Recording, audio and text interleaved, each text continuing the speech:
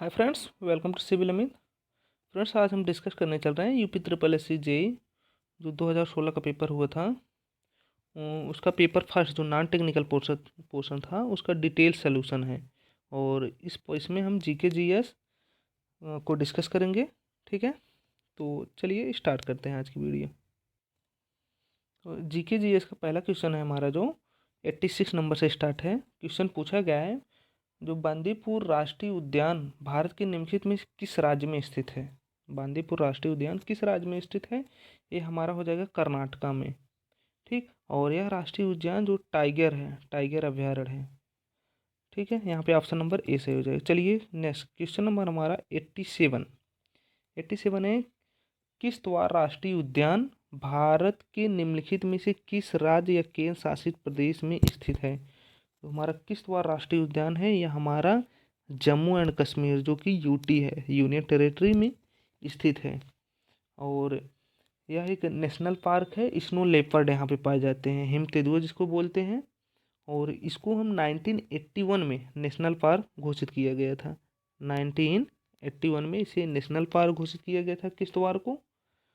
और जम्मू कश्मीर में और जो हमारे नेशनल पार्क हैं, दाचिगम नेशनल पार्क है, सलीम अली नेशनल पार्क है, किश्तवाड़ है ही।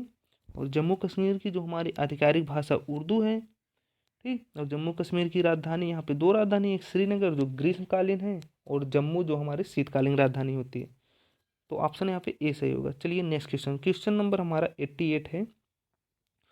उस आंदोलन की पहचान करें जो वनों के बारे में आम जनता की जागरूकता का जीवंत उदाहरण है। वनों के बारे में तो कौन सा है? वन महोत्सव, भारत छोड़ो आंदोलन, हरित क्रांति या चिपको आंदोलन?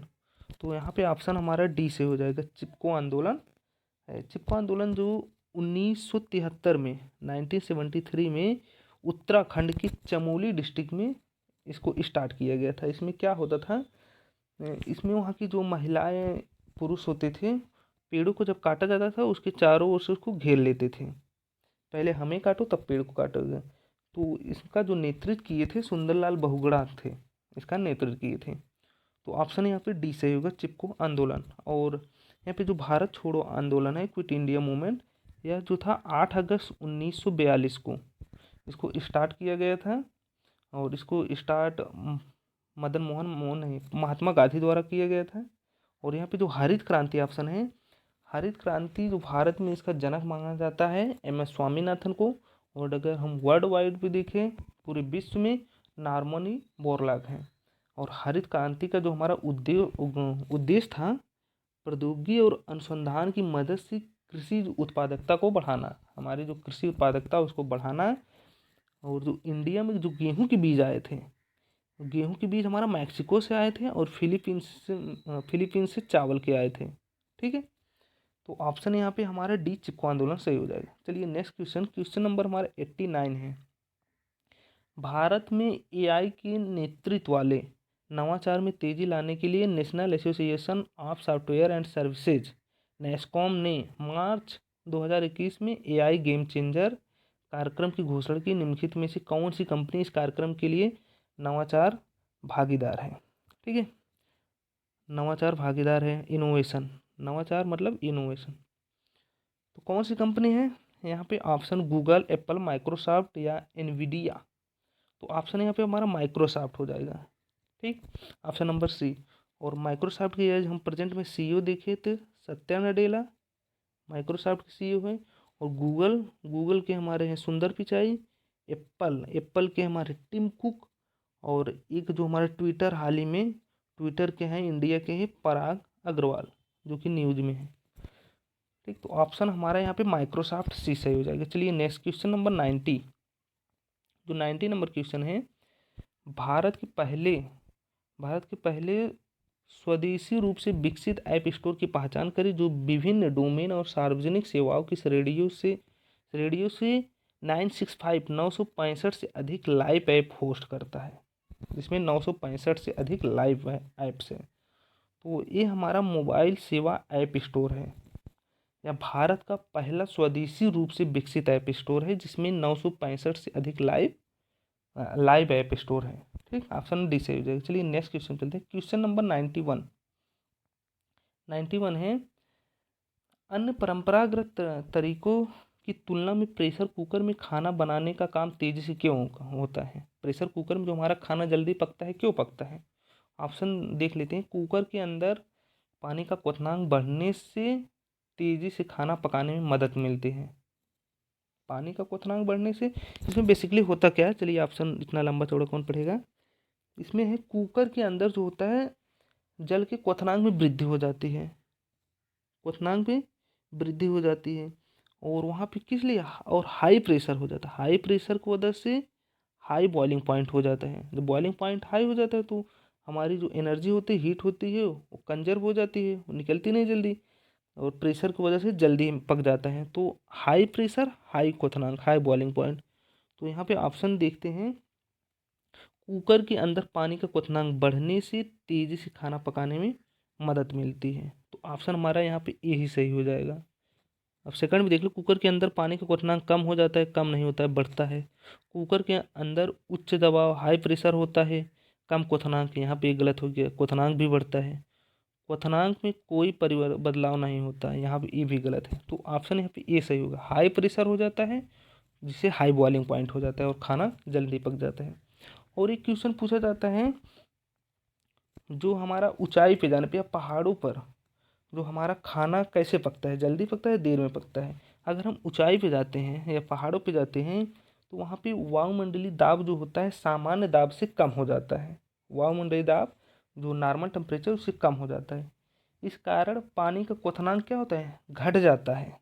पहाड़ों पे पानी का क्वथनांक घट जाता है चूँकि हमारा प्रेशर घट जाता है, और तो पानी हमारा कम तापी उबलने लगता है, जिससे हमारा खाना वहाँ पे जल्दी नहीं पकता पहाड़ों की ऊंचाई पे, लेकिन प्रेशर कुकर में जल्दी पक जाता है। रिवर्स इसका है। ऑप्शन यहाँ पे ए सही होगा। चलिए नेक्स्ट क्वेश्चन में, क्वेश्चन नंबर हमारा 92 है, वायुमंडल में आर्द्रता को मापने के लिए किस यंत्र का उपयोग किया जाता है? आर्द्रता को मापने के लिए ह्यूमिडिटी के विषय में पूछा गया है। तो ह्यूमिडिटी को हम मेजर करते हैं किसके, हाइग्रोमीटर से। हाइग्रोमीटर से ह्यूमिडिटी, और जो हाइड्रोमीटर है, हाइड्रोमीटर से हम डेंसिटी डेंसिटी मेजर करते हैं, और बैरोमीटर से हम एटमॉस्फेरिक प्रेशर मेजर करते हैं, और पायरोमीटर से हम हाई टेम्परेचर मेजर करते हैं, टेम्परेचर वो भी हाई। तो लो टेम्परेचर किससे मेजर करते हैं? लो टेम्परेचर के लिए हम थर्मोमीटर का यूज करते हैं। ठीक है, चलिए नेक्स्ट क्वेश्चन चलते हैं। क्वेश्चन नंबर हमारा 93, इसमें क्या बोला गया है, ईस्ट इंडिया कंपनी ने निम्नलिखित गवर्नर जनरलों में से किसने सबसे विवादास्पद नीति पेश की, जिसे व्यापकगत नीति कहते हैं? व्यापकगत नीति का सिद्धांत, व्यापकगत जिसको डॉक्ट्रिन ऑफ लैप्स कहते हैं। तो किसने की थी? लॉर्ड कर्जन, माउंटबेटन, डलहौजी या वार्न हेस्टिंग्स? तो व्यापकगत सीधे हमारा जो थे लॉर्ड डलहौजी थे। ऑप्शन यहाँ पे सी होगी।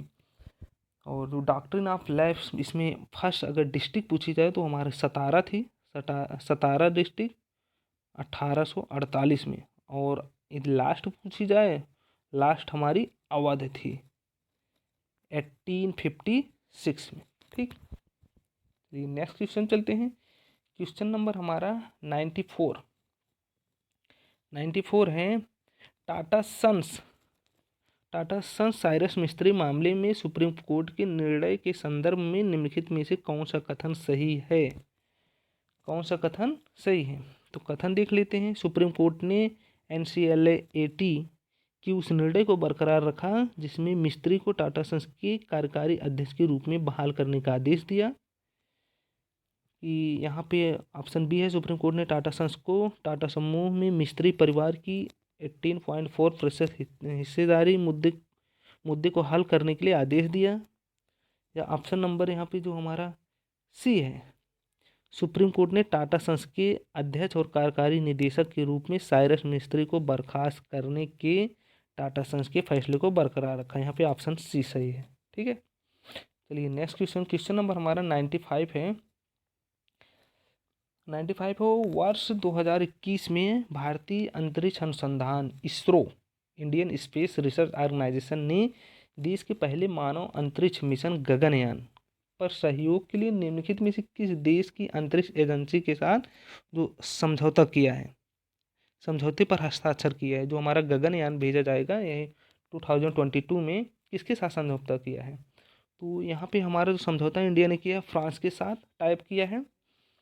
और इसरो जो है, इसरो ने देश के गगनयान मिशन के सहयोग के लिए फ्रांसीसी अंतरिक्ष, जो यहाँ की अंतरिक्ष एजेंसी का नाम CNES है, इसके साथ समझौता किया है। ऑप्शन नंबर बी सही है। चलिए नेक्स्ट क्वेश्चन चलते हैं। क्वेश्चन नंबर हमारा 96 है।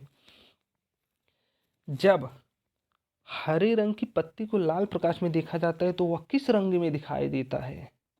हरे रंग की पत्ती है, उसको रेड लाइट में देखा जाए तो कैसे दिखाई देगी? वह हमारी ब्लैक दिखाई देगी, ब्लैक। ठीक है। जो हमारा रेड लाइट होता है, रेड लाइट की हमारी जो वेवलेंथ, तरंग दैर्घ्य सबसे अधिक होती है, और जो वायलेट होता है या बैगनी होती है उसकी तरंग दैर्घ्य सबसे कम और डिस्पर्सन उसकी सबसे अधिक होती है। इसीलिए हमारा रेड लाइट में जो होता है लंबी दूर तक दिखाई देती है। यहाँ पे हम सिग्नल वगैरह में रेड लाइट यूज़ करते हैं।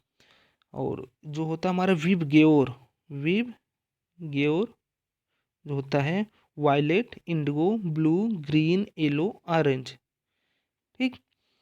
जो ये सब कलर हैं ये यहाँ पे ऊपर से नीचे को बढ़ते तरंग दैर्घ्य विब गेओर, आर है लास्ट में, रेड है। ठीक है। तरंग दैर्घ्य अर्थात सबसे ज़्यादा तरंग दैर्घ्य रेड का और सबसे कम वायलेट का।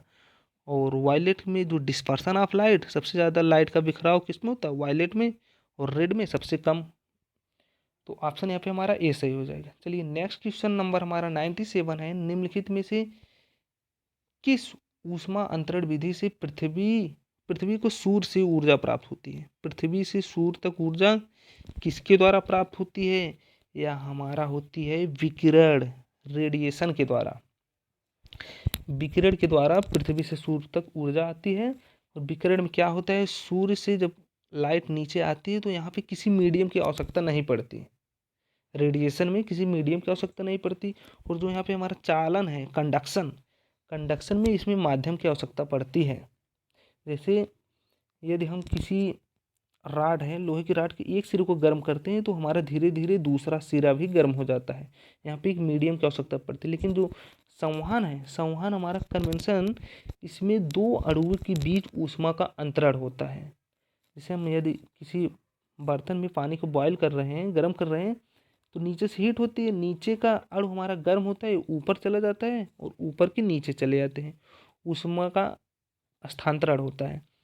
तो जैसे पानी का उबलना है तो इसमें भी मीडियम की आवश्यकता पड़ती है, केवल विकिरण में मीडियम की आवश्यकता नहीं पड़ती। तो ऑप्शन हमारा यहाँ पे ए सही होगा, विकिरण, रेडिएशन जिसको इंग्लिश में बोलते हैं। ठीक। Radiation, conduction, convection. Next question चलते हैं। भारत ने अपना पहला प्रयोगात्मक उपग्रह किस वर्ष लॉन्च किया था? भारत ने अपना जो सैटेलाइट था किस वर्ष लॉन्च किया था? इसका ऑप्शन हो जाएगा हमारा 1975, ऑप्शन नंबर सी में लॉन्च किया था। और डेट थी 19 अप्रैल। और वो आर्यभट्ट था, आर्यभट्ट।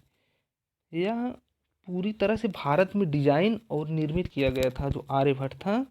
और इसे सोवियत यानी रसिया के कॉस्मोस 3M रॉकेट द्वारा लॉन्च किया गया था। लेकिन इसका निर्माण जो था आर्यभट्ट का पूरी तरह से भारत में किया गया था। केवल लॉन्च जो था रसियन रॉकेट से किया गया था जिसका नाम कॉस्मोस 3M था। ऑप्शन नंबर यहाँ पे सी से हो जाएगा, 19 अप्रैल 1975 को। चलिए नेक्स्ट क्वेश्चन, क्वेश्चन नंबर हमारा 99 है। दांडी मार्च, जिसे साल्ट मार्च और दांडी सत्याग्रह के नाम से भी जाना जाता है, निम्नलिखित में से किस आंदोलन की शुरू होने का कारण बना? किस आंदोलन, दांडी मार्च के उपरांत कौन सा आंदोलन हमारा शुरू हुआ था? भारत छोड़ो आंदोलन या असहयोग आंदोलन, कौन सा शुरू हुआ था? तो यहाँ पे जो भारत छोड़ो आंदोलन था ये हमारा 8 अगस्त 1942 को था, 8 अगस्त 1942, इसे अगस्त प्रस्ताव भी कहते हैं। और जो हमारा असहयोग आंदोलन था ये 1920 में था। ठीक। और ये आफ्टर जलियांवाला बाग हत्याकांड के उपरांत हुआ था। और जलियांवाला बाग हमारा हत्याकांड कब हुआ था? 13 अप्रैल 1919, अमृतसर।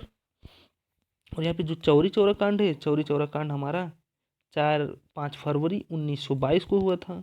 कहीं पे 4 फरवरी, कहीं पे 5 फरवरी मिलता है। 1922 को हुआ था। गोरखपुर जिले में एक पुलिस थाने को घेर के जो प्रदर्शनकारी थे उसको जला दिए थे, और जिसमें 22 पुलिसकर्मी जल के राख हो गए थे, वहाँ पे ख़त्म हो गए थे। अब बचा एक ऑप्शन सविनय अवज्ञा आंदोलन, क्योंकि जो दांडी मार्च है, साल्ट सत्याग्रह, ये हमारा 1930 में था, जो 12 मार्च 1930 में स्टार्ट हुआ था गुजरात के साबरमती आश्रम से, और वहाँ दांडी तक जाना था। दांडी तक कब पहुँचे थे? 6 अप्रैल को, 6 अप्रैल 1930 की। टोटल 24 दिन की यात्रा थी और 385 किलोमीटर चले थे ये लोग। ठीक, तो यहाँ पे सविनय अवज्ञा आंदोलन ऑप्शन नंबर डी सही होगा। चलिए नेक्स्ट क्वेश्चन पे, क्वेश्चन नंबर हमारा 100। निम्नलिखित में से कौन सा रासायनिक परिवर्तन का उदाहरण है? रासायनिक परिवर्तन: आइसक्रीम का पिघलना, केक का बनना, पानी का भाप में परिवर्तन, बिजली का बल्ब में जलना। तो यहाँ पे जो हमारा केक का बनना है, ये हमारा रासायनिक परिवर्तन हो जाएगा। चलिए नेक्स्ट क्वेश्चन चलते हैं। क्वेश्चन नंबर हमारा 101। प्रथम क्वाड शिखर सम्मेलन मार्च 2021 में आभासी रूप से टिके जलवायु परिवर्तन और उभरती प्रौद्योगिकियों जैसे क्षेत्रों को शामिल करते हुए आयोजित किया गया था। कौन से 4 राष्ट्र थे? इतना बड़ा पूरा ब्यौरा देके केवल क्वाड के 4 राज्य कौन, 4 जो हमारे राष्ट्र कौन से हैं? तो आपको बता दूं, एक जो क्वाड है, क्वाड में जो मालाबार हमारा जो एक्सरसाइज होता है, मालाबार एक्सरसाइज में भी हमारे 4 राष्ट्र हैं, वही राष्ट्र हमारा क्वाड का निर्माण किए हैं। मालाबार में कौन कौन से हैं? तो हम देखिए, इंडिया है, यूएसए है, जापान है, ऑस्ट्रेलिया है। India, USA, Japan, Australia. तो ऑप्शन नंबर यहाँ पे हमारा डी सही हो जाएगा। और यही हमारे क्वाड में जो मालाबार एक्सरसाइज भी करते हैं, जो कि हमारा नेवी नौसेना का एक्सरसाइज है। और जो हमारा क्वाड की स्थापना 2007 में हुई थी। ठीक है, ऑप्शन नंबर डी से होगा, इंडिया, यूएसए, जापान, ऑस्ट्रेलिया। चलिए नेक्स्ट क्वेश्चन चलें। क्वेश्चन नंबर हमारा 101। निम्नलिखित में से कौन भारतीय वायुसेना इंडियन एयरफोर्स के लिए सुखोई डिजाइन ब्यूरो और एचएएल हिंदुस्तान एरोनॉटिक्स लिमिटेड द्वारा संयुक्त रूप से विकसित twin seater multi twin engine multi लड़ाकू विमान, जो वहाँ पे ट्विन सीटर 2 सीट है और 2 इंजन है, तो हमारा सुखोई, इसका डिजाइन कौन सा किसके द्वारा किया है?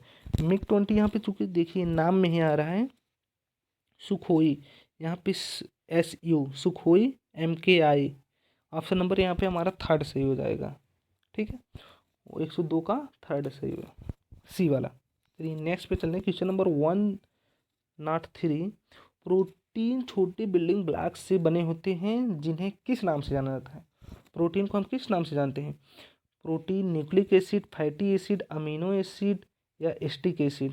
प्रोटीन को जो हम जानते हैं अमीनो एसिड से, छोटे छोटे बिल्डिंग ब्लॉक्स जो अमीनो एसिड से बने होते हैं, और हमारे शरीर को 20 अमीनो एसिड की आवश्यकता पड़ती है। ओके, ऑप्शन सी से होगा। नेक्स्ट क्वेश्चन हमारा 104। 2007 में वैज्ञानिकों ने ब्रह्मांड में सबसे प्राचीन जो सर्पिल आकाशगंगा स्पाइरल गैलेक्सी की खोज की, जो बिग बैंग के ठीक 2.6 अरब साल बाद मौजूद थी। आकाशगंगा को किस नाम से जाना जाता है? तो सीधा रटने वाला क्वेश्चन है, करंट अफेयर कहाँ 2017 का ही है। तो इसमें 104 का जो हमारा सही हो जाएगा, ए सही होगा, A1689 B11। ठीक, ऑप्शन ए सही होगा। चलिए नेक्स्ट क्वेश्चन हमारा 105 और 6। चलिए बता देते हैं, इसमें नहीं आया। 105 में हमारा पूछा गया था, भारत में जो हमारे 2 टीके थे कौन कौन से विकसित किए गए थे? तो एक हमारा कोविशील्ड है, एक कोविशील्ड, और दूसरा हमारा कोवैक्सीन, इसके विषय में पूछा गया था 5 में। और 6 नंबर जो है 106 में, जो 1857 का विद्रोह था, उसमें जो कारण था उससे कुछ 3-4 ऑप्शन बना के पूछा था। उसमें जो हमारा सही था, यह एक सिपाही विद्रोह था। 1857 का विद्रोह को हम सिपाही विद्रोह के नाम से भी जाना जाता है। और यह जो था 10 मई 1857 को इसकी स्टार्ट मेरठ से हुई थी। सबसे पहले मेरठ से हुई थी और इसे सिपाही विद्रोह के नाम से भी जाना जाता है।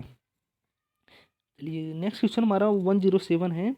अप्रैल 2021 में भारत की साइबर सुरक्षा agency CERT, cyber security agency जो है, ने किस लोकप्रिय इंस्टेंट मैसेजिंग ऐप उपयोगकर्ताओं को ऐप में पाई गई कमजोरियों के बारे में आगाह किया। कौन सा था न्यूज़ में? इन न्यूज़ में हमारा व्हाट्सअप, ऑप्शन नंबर सी हमारा सही सही हो जाएगा, व्हाट्सअप। तो नेक्स्ट चलते हैं 108। काकोरी मामले में पकड़े जाने के बाद अशफाक उल्लाह खां को किस जेल में कैद किया गया था?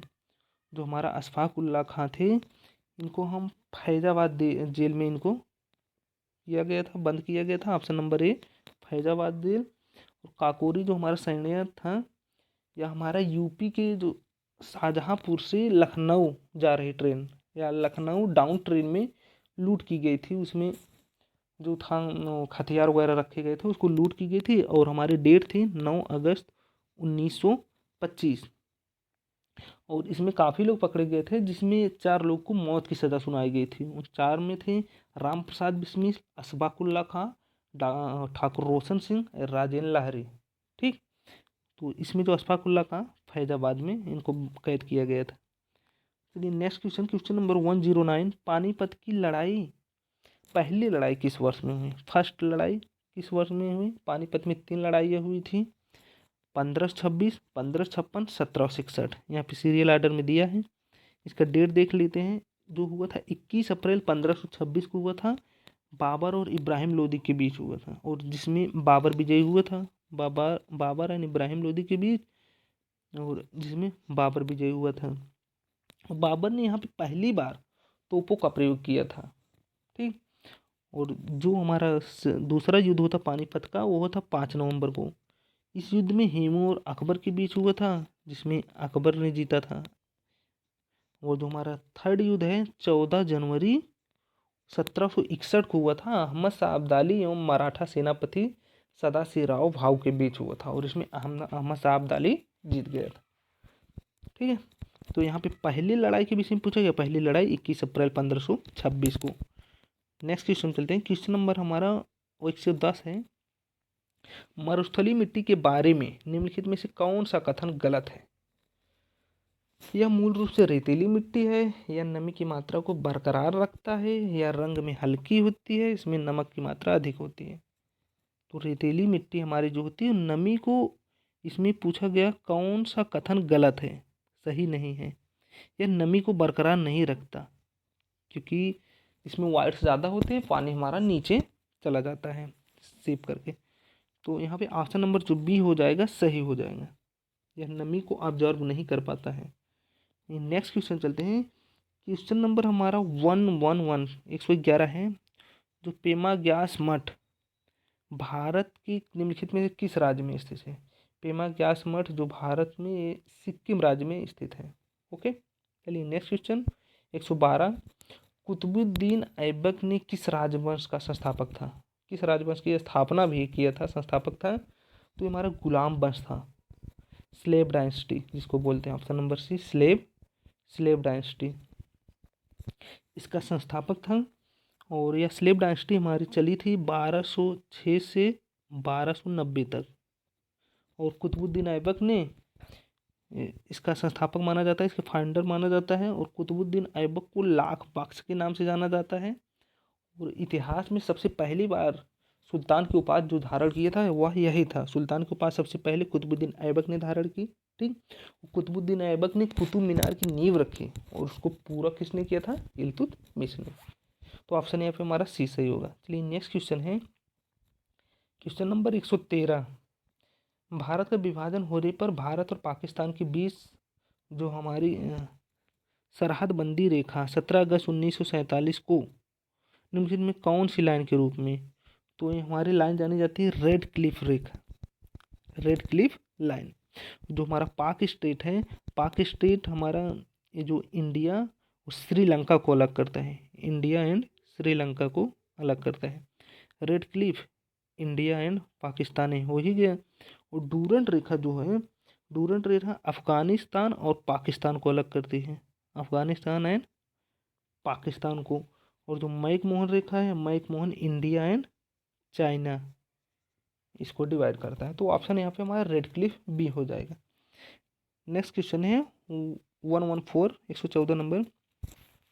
2018 में भारत के किस सशस्त्र बल ने प्रधानमंत्री के डिजिटल इंडिया, आयुष्मान भारत और मिशन इंद्रधनुष के दृष्टिकोण को ध्यान में रखते हुए मेड वॉच नाम का एक अभिनव मोबाइल स्वास्थ्य ऐप लॉन्च किया।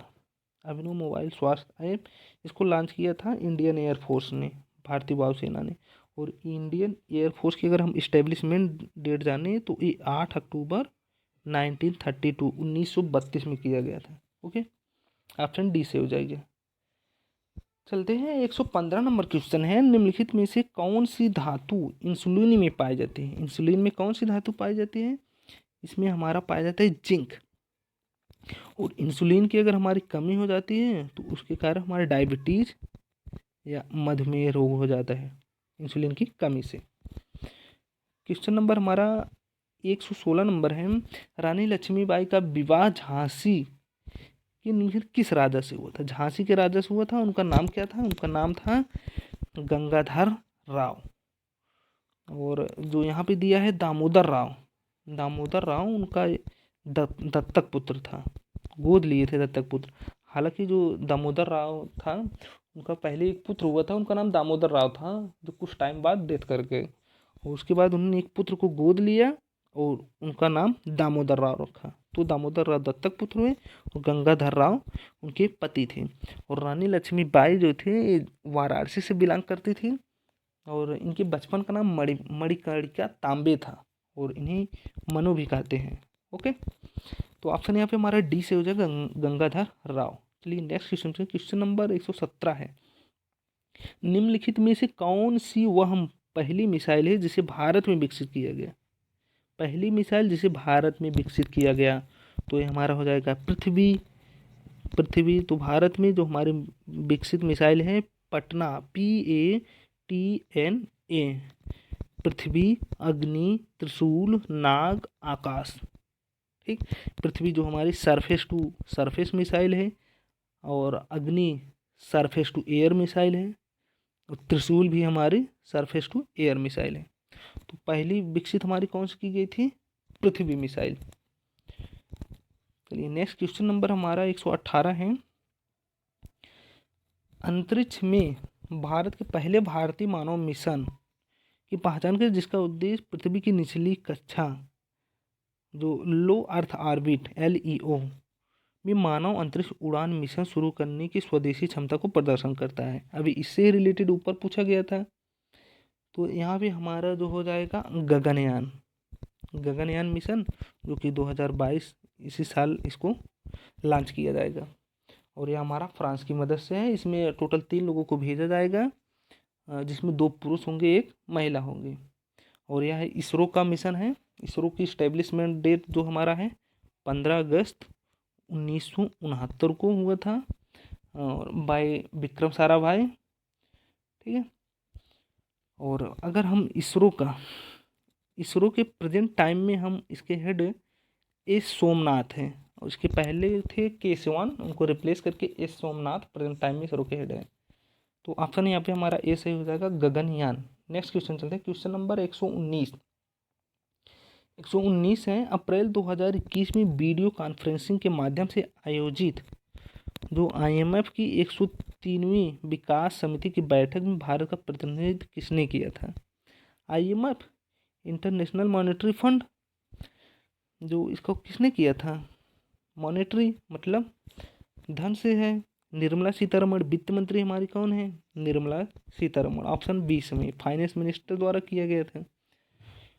तो यहाँ पे वर्ल्ड बैंक जो होता है वर्ल्ड बैंक, और इसका इस्टेब्लिशमेंट डेट देखें तो 1944 हो जाएगा। और इसका हेडक्वार्टर वर्ल्ड बैंक का कहाँ पे? Washington DC।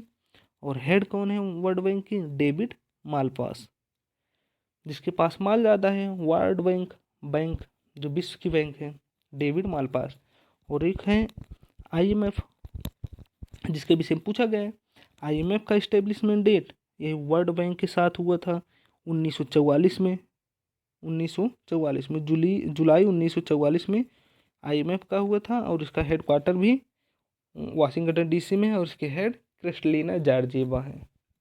तो ऑप्शन यहाँ पे हमारा बी से हो जाएगा। चलिए क्वेश्चन नंबर 120, गोदावरी नदी महाराष्ट्र के किस जिले से निकलती है? जो गोदावरी नदी होती है हमारे महाराष्ट्र के नासिक जिले के जो हमारा त्र्यंबकेश्वर पहाड़ी के पास ब्रह्मगिरी पहाड़ी से निकलती है।